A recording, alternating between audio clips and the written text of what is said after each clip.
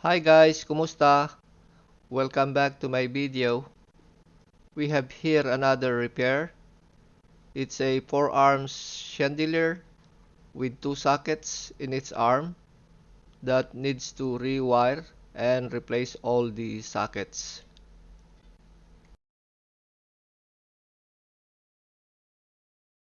The socket on top is a candelabra socket or E12.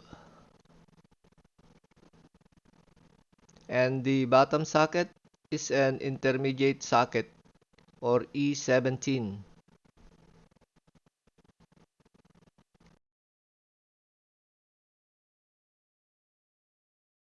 Let's start.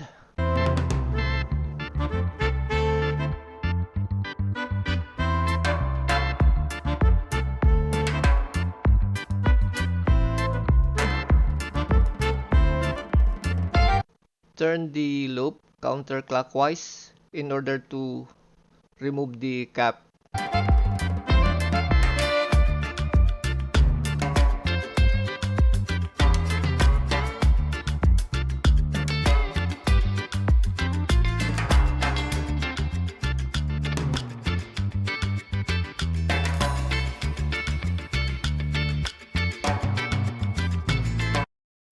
Loosen the mounting screw of the top socket.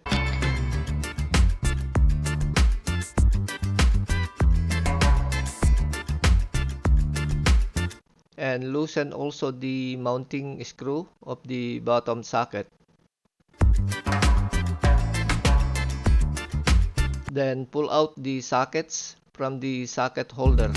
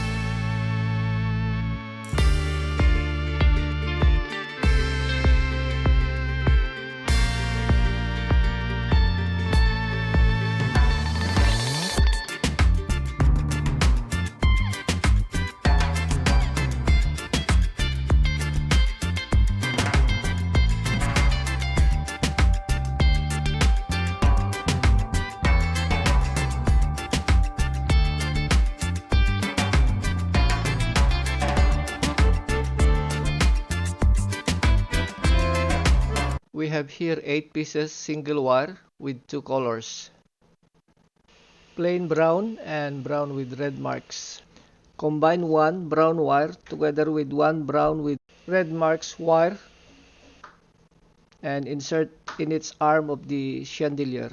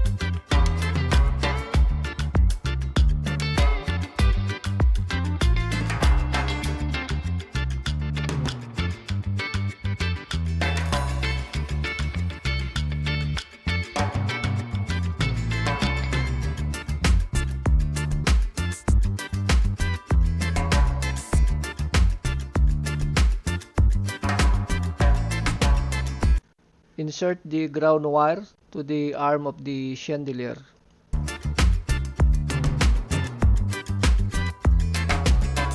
And connect the eye terminal to the tip of the ground wire.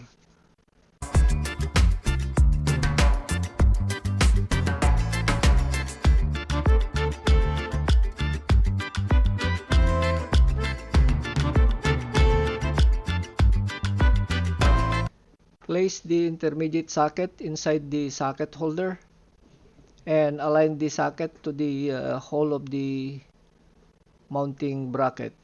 And insert the mounting screw inside the socket and tighten it.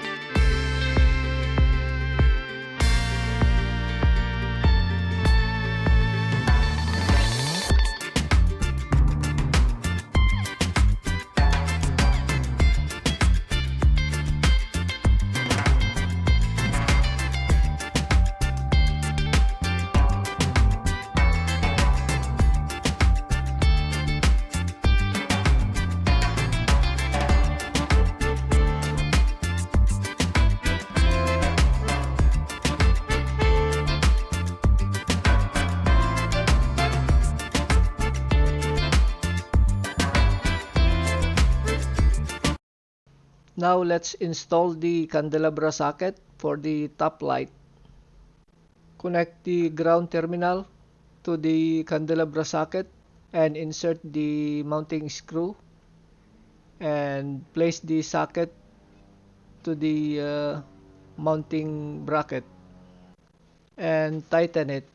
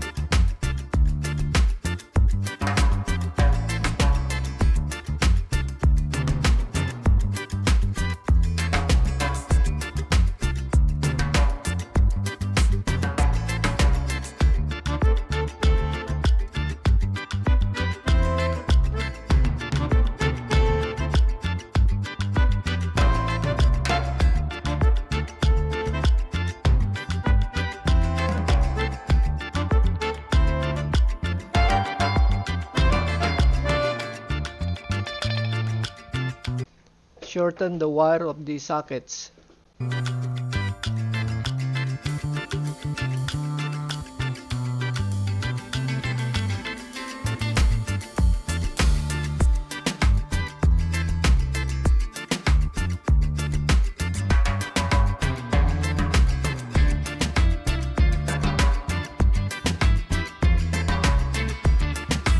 Strip the tip of each socket's wire about 1/2 inch long.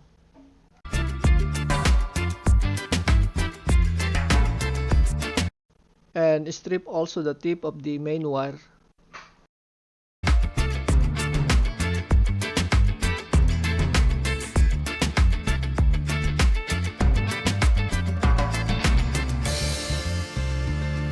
Connect the two black wires of the sockets to the brown wire of the power cord.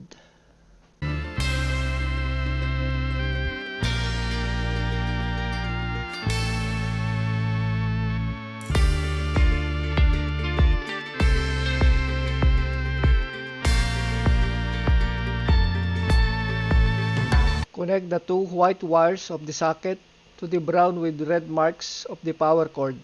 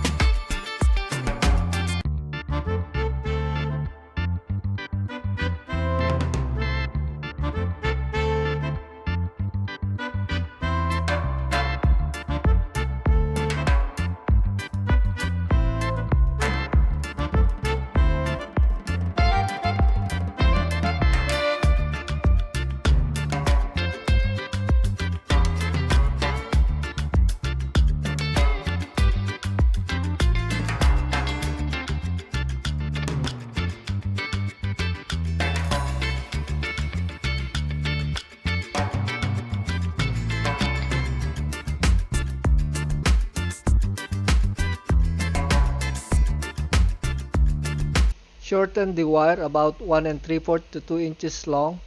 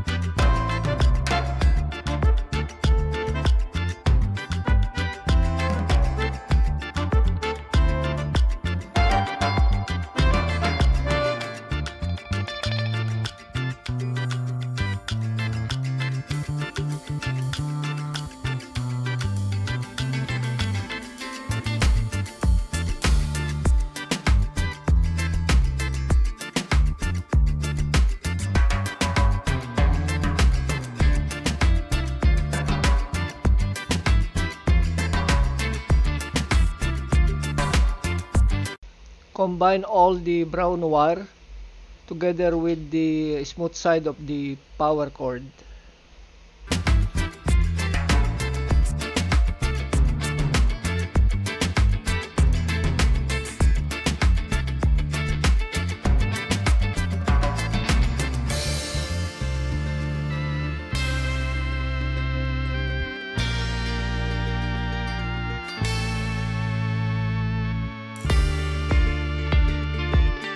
Combine all the brown wire with red marks together with the rough side of the power cord.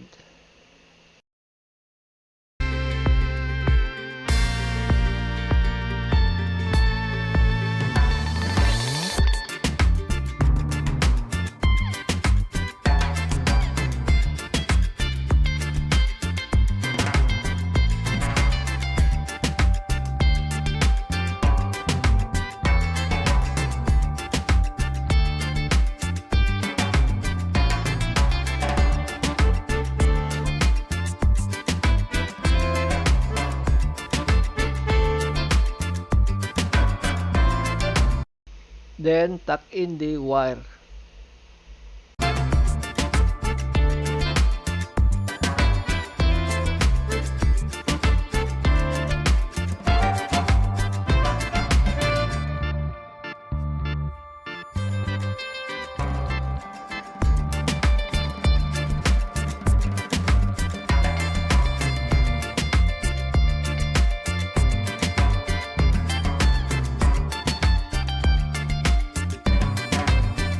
And put back the cover with the loop and tighten it.